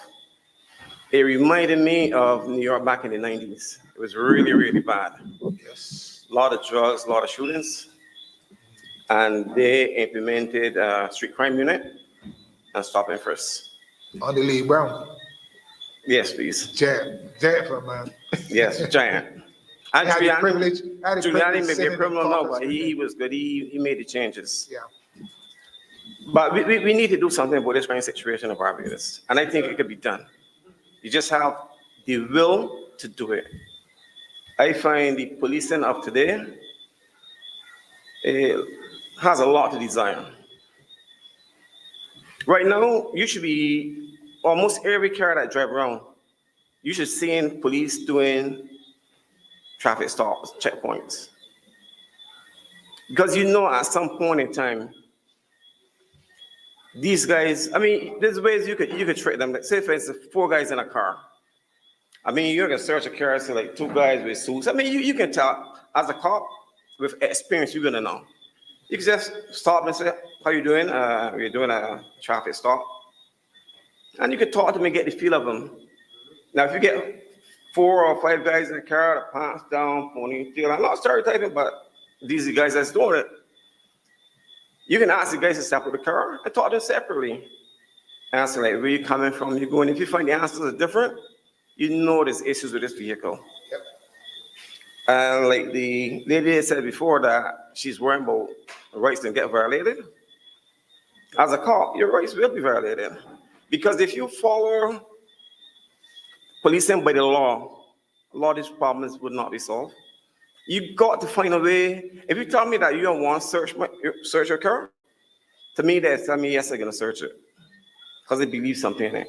No, I got to use the law or try to circumvent this situation to give me the right to search the car. For instance, if you don't have a license, normally it's a summons.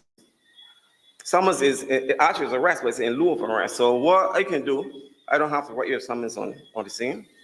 I can take you to the precinct. While you're inside, I have a people in the trunk of the car. If something's in it, then obviously you're not going to get a summons. You will be arrested, and then search incident, a lawful arrest, give me right to search the car, but you already know what's in it. So if you tell me no, I'm going to bring you in, and they're going to find a way to look in the car. I know there's some lawyers here. One is my friend, but if you don't do that, you're going to have a problem. So I think we got to get serious about this. The other thing is, I was listening to the radio program today, and I hear you talking about truce. Like truce? To me, that was so stupid. I was so upset. There should be no truce. This is open war. I think the truth, Police should have war on these criminals. the truth is happening now up in St. Philip and St. John. Yeah, but this is total nonsense. And it's sad to say. I mean, how are you gonna hire a drug dealer to be Barry Choose? Man, these things are absolutely ridiculous. These things need to be in the forefront. So I think it could be solved. At your book signing, when I was there, I spoke, and Corleone was there. He took my number, he called me once. I gave him some ideas, but I didn't give him all the ideas, because if you can pay a drug dealer, you can pay me too. So he didn't call back. But it's really a shame to see that he will hire a drug dealer instead of calling me to give him advice. But these things can be solved. You have the army there that's willing to work. Put the army, the police, the more manpower, go around, stop a lot of vehicles. But also you got to stop a lot of this bad behavior with these ZRs. I mean, it has to stop. You have a whole line of traffic, and you see police vehicles in the line of traffic, and you're not doing nothing with the ZRs. It's totally stupid. Or he sends on Friday nights. Everybody smoking. I understand you don't want to send a guy to jail for a spliff, but bring him to the station. Don't write him a summons there. Inconvenience and let him spend 2 or 3 hours there, and it should be a big fine. Guys are selling openly in oil sense. So if everybody is smoking, obviously there's demand. So we got problems with drugs. It has to solve.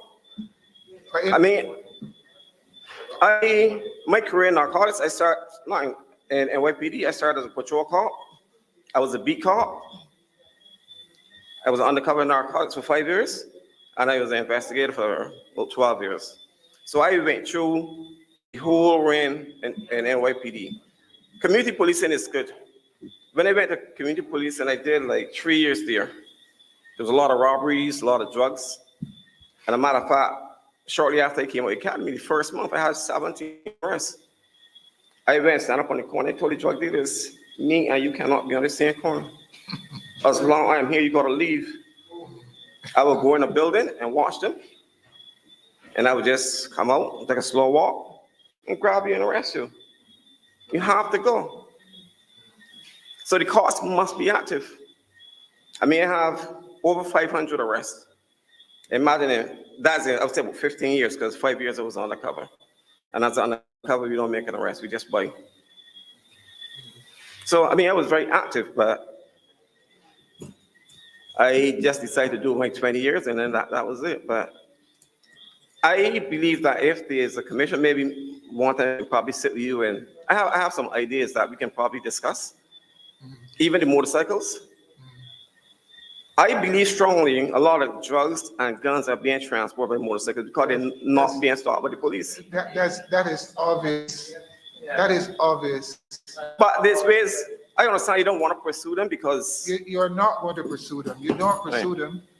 But you can set up a trap. Your information gathering machinery would know when they are parked by house at night, and you move inside there.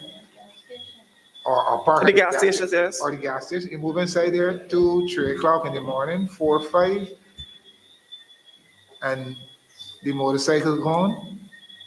One group carry the motorcycle on a truck, and you got the house surrounded. Fella come out. Yeah, but there should be a way that you should be able to confiscate the motorcycle that they don't get back the motorcycle. But no, you ain't getting them back. Yeah. But you ain't getting them back. I was looking. You got her, my friend. yeah. To get them back. And there's a backlog in the court, so Yeah. so you ain't getting back that is. I have a suggestion even with the motorcycles, and I pinpoint like the area there from Warren's going to Hustle Turning. There's 2 cliffs on each side. If you can have like a policeman riding around and spot these guys, see if you could call ahead and have some person stay in front. Block off the road ahead. There's no way to run. You got 2 cliffs. Most you got to do is run and leave the motorcycle. Because if you block off the road, there's no way for you to go. But these are things that I thought about, and these guys just want to get a free.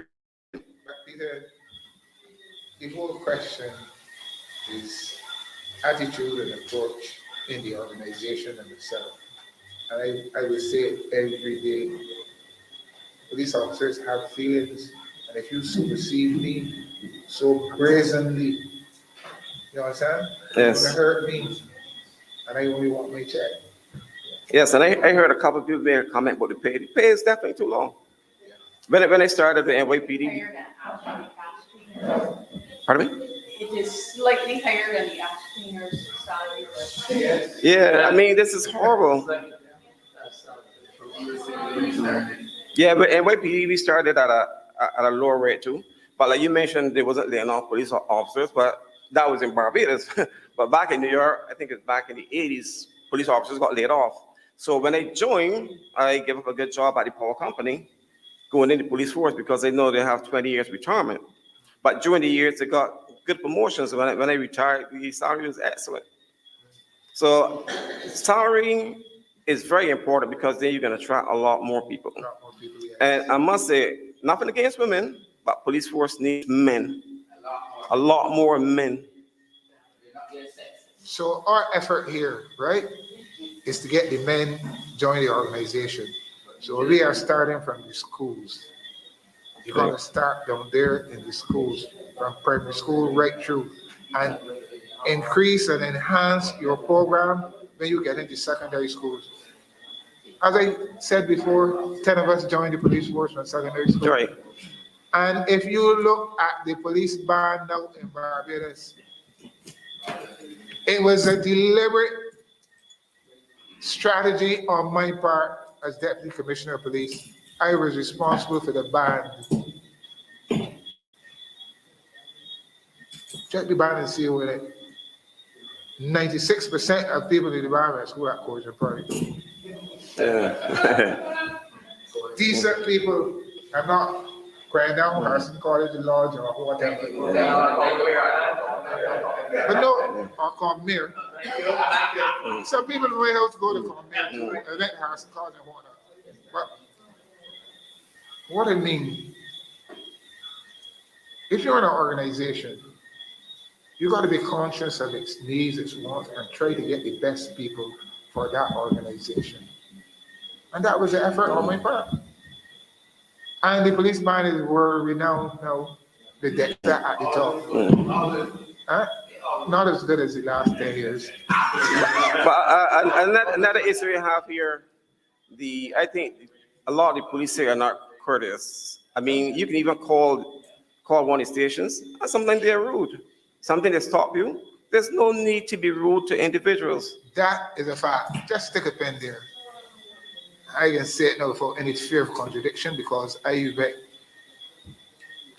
spoke to a very senior officer about it. District E police station. Terrible, terrible, terrible. Complaints out of this world. Terrible, terrible, terrible. I had a Attitude is befitting of somebody who,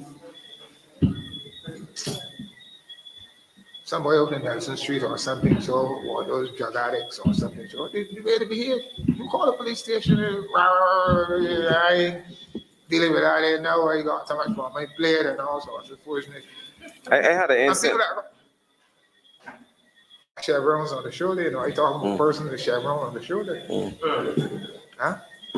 I had an incident. If I was inside there, if I was still inside there, right, an investigation and a dismissal, fifth bit, fourth bit would be too slow. It's terrible in truth, but I'm not giving up on them because you have to coach them. You got to talk to them. You got to talk to them. You got to advise them. Some will take the advice, others will not. You go back in the barracks and say, "Oh, man, I'm foolish, man." But I ain't turn foolish yet. Probably next 10 or 15. Yeah, I had an incident lately where I went to Walton police station. My tire was slashed. But at my apartment's in St. James, I have cameras, but the cameras won't pick up where it was. So I believe it was the neighbors because they're wicked.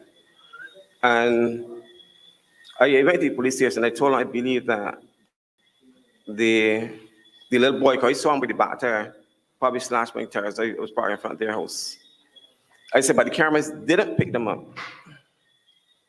So I was hoping that they can go and see if the guy would admit it and tell him that I saw him on camera. No, just use trickery to see if he would admit to it. Obviously, if you don't admit to it, it's nothing because it's not on camera. So this other female police officer came along. And I talked to the guy at the desk and the male cop that was going to go to his thing. So they followed me into the house. So when they get there, I explain it. You know, the female officer can say, but show me basically on the camera. When they already told them they didn't see any camera, I saw him by the car. So I had to call her on the side and talk to her. I know even although I spoke to her on the side, she said we're on the same behavior. Well, Peter, let me tell you something about that sort of attitude and where it came from and whatnot. I said before that the real heavy lifters in the organization left. And those are the people who train, good brought up seed to the police organization. The people that we are recruiting now, they come and give a good account of themselves and you accept them and whatnot from the board. But what might be lacking is that proper investigation is not carried out in the communities, the various communities. So the people who are investigating them will come back with a good report. And then to discover, as I said before, when you go into training school, you start to behave in a certain way, and 2 years, 3 years in the organization, your behavior is so atrocious that we have to get you out. But the other problem with this is that sometimes the police organization got to take, they're recruiting from what is happening in society now. And this society is deeply infused in a bashment culture. A bashment culture is driving the behavior of lots of our young people. I agree with that. And they're ending up committing crime and whatnot. But we have to recruit them, try and get the best out of them. That is why I said in the early hours, 4th,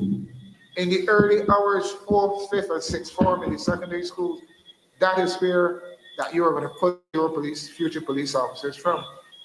Introduce them to these things early. Diversion from criminal activity when you step through these school doors and whatnot, So and you will anyway, get a good product.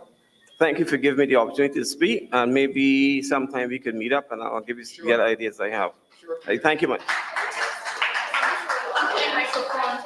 Excuse me, could you come to the microphone, please? Thank you. Hi, good evening. I want to ask the gentleman how the police officers in America usually investigate. Then I want Mr. Hines to explain how they investigate here in Barbados. I want to know how investigations is really done. Pertaining to a particular crime or? Without giving them any state secrets. Pardon me? Not necessarily, because the Barbados police force really need training. But put it this way, we don't beat nobody. No more. Or no less. No, I think with the. I just said that we're recruiting from a bashment culture. No, that's what you have, a bashment culture. So you want to nip it in the bud. That's why I said 4th, 5th, and 6th form. You get in there, come with this minibus attitude. Yeah. You understand? You are recruiting people who, when they are in schools, they are giving the police hell when they got to take down a minibus for doing foolishness. Them inside they behaving bad and cussing the police from inside and whatnot and whatnot. Them is very people that are recruited. So we got to debashmentize Barbados. And there's certain political operatives who are driving this thing. They're driving it down the East Coast, Botanical Gardens, this place, the next place, bashment. And once they get bashment, drugs and guns. Yeah. That's all they're promoting. Party or what? Drugs and guns. What culture? Well, I'll try to answer your question. For instance, my last 12 years were investigations into insurance fraud. So you got to know what to look for. So, well, one of the, I guess, the main things you look for to see how soon the car was registered. A lot of times they buy vehicles that crash them. In the case of such an instance, if you was supposed to investigate a arson, how would you go before that? Well, that's hard to say. I mean, you gotta. I'm just concerned that policing techniques Yeah. need not be on the street. That's true too. Okay. But you gotta do your homework. Pretty sure you gotta do your homework. Yeah, you gotta do your homework. They gotta do it. There's no way that the police could investigate a case like that, now we're trying to say. Yeah, they can. You gotta talk to people.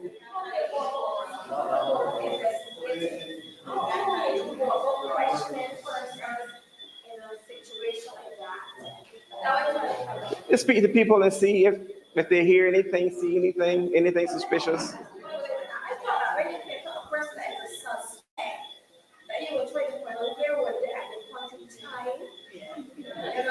That should be number one question. Where were you on your point in time? But, ma'am, if I may, don't take policing guidance from TV. Okay? And I mean this in a serious way. Whilst that is a reasonable question, the police do have their practicing manuals. They do have, you pick up practice over time as well. But you can imagine that if they tell you how they police, we law-abiding citizens, it's fine with, but that is not the information that you want out there in public domain. So I don't think this is the forum for asking if, and I don't want him to answer it in this forum. Okay, thank you, Madam Chair. But let me say something about that. And repeat some of what I said. And I'm going to repeat it in a nutshell. Sometimes the approach of the police officer is unbecoming. You understand? Was he properly briefed? Was he properly briefed when he was sent out on duty? Is he aware how to engage a suspected criminal or a genuine citizen, as the case may be, in the same environment? So it's all about proper briefing. You cannot, in my day, you could not leave that station unless the sergeant sat down and drill you. Drill you. I came upon these people like Cecil Jim and Harold Jones and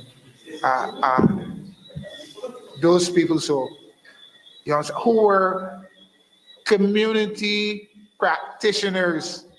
They knew every nook and cranny and every behavior in their station district or in their divisions, because they always used to be out there interfacing with the people. But that sort of engagement now, to me, is gone. I'm gone for certain reasons, because there's a diminution of numbers in the organization. As I said before, bashment culture, we are recruited. Ladies and gentlemen, we've been having a lot of fun, but we've been having a lot of fun for a really long time. We try not to take the program on too long, and be cognizant of the fact that we have persons online as well whose they're not as engaged as we are in here. I do want to invite you though, we have 2 other sessions that are coming up. The locations will be indicated. And I want you to continue to participate. I want to invite you, ma'am, to ask your question off camera of a certainty. And Bertie, I'm going to promise you out to hold back a little bit so that you can be questioned some more. I want to thank all of you here in the room. First of all, thank you for coming to St. Lucie. Secondly, those of you who are party members, thank you for coming from our event at George Street to St. Lucie to support. And for those of you online, what would this be without you? Thank you all very, very much for your participation, and do get home safely, all of you. Thank you.